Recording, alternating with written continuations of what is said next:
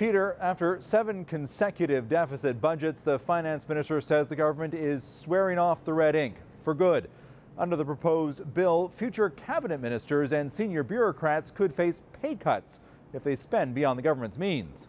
If there is a deficit they help create, they would in effect be required to contribute to the government's plan to return to balanced budgets. Joe Oliver defended his government's deficits, saying it was the right thing to do in response to the economic crisis, and spent a good bit of his speech deriding Trudeau's deficits, not his current opponent, the other one. And this budget will look nothing like Pierre Trudeau's budgets. Between 1969 and 1979, federal spending tripled, buoyed by temporary highs in commodity prices.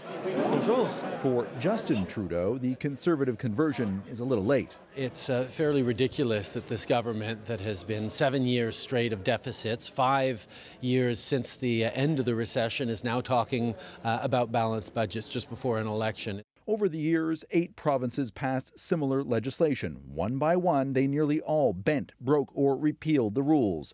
British Columbia has wrestled with the law 3 times, twice repealing the Balanced Budget Act and amending it a 3rd time to allow for deficits. And the overall inflation... Stephen Harper, of all people, should appreciate how tough it is to predict the future. Remember this from 2008? We will not be running a deficit.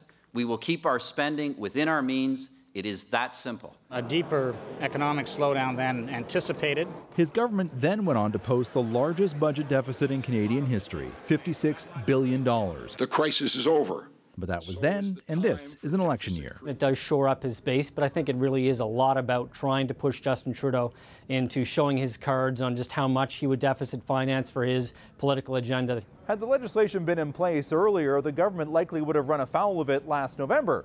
That's when it announced an economic update. The economy was doing better than anticipated.